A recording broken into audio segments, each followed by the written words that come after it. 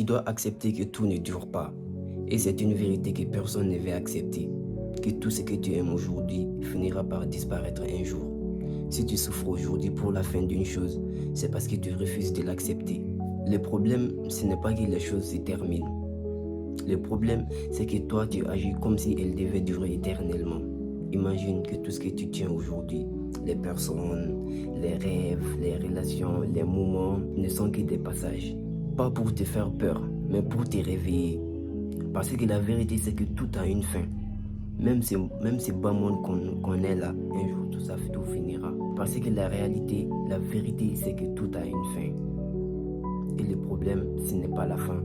Le problème, c'est que toi, tu refuses de l'accepter. Pourquoi on refuse la fin? On ne nous apprend jamais à perdre.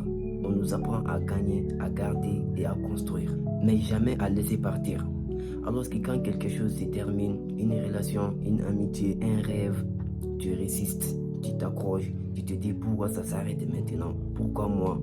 Mais la vraie question, ce n'est pas pourquoi ça finit. La vraie question, c'est pourquoi tu refuses que ça finisse.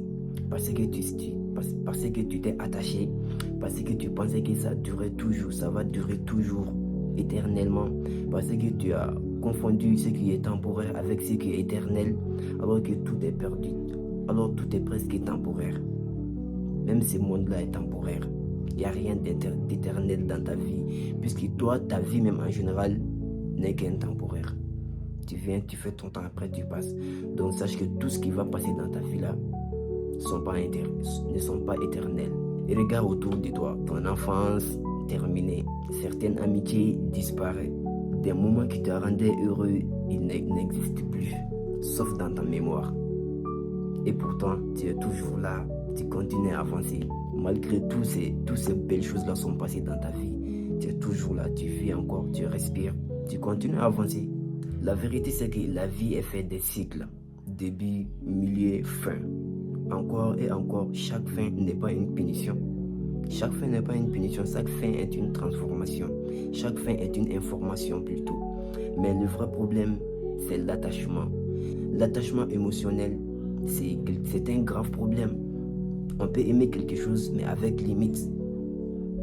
On peut se donner, mais avec limite. Mais si tu t'es tout donné, le jour que ça va prendre du fin, tu auras mal à accepter la fin.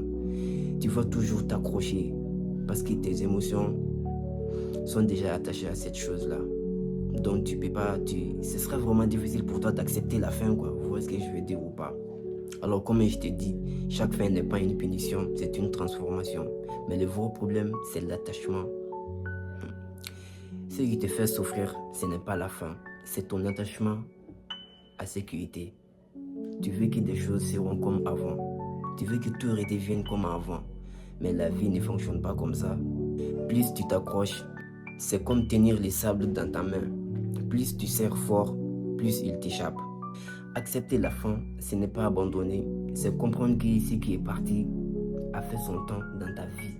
Et ça devrait laisser de l'espace à l'autre chose à venir. Accepter, c'est grandir aussi. C'est un acte de maturité. C'est-à-dire, je comprends que ce chapitre est terminé. Même si ça fait mal.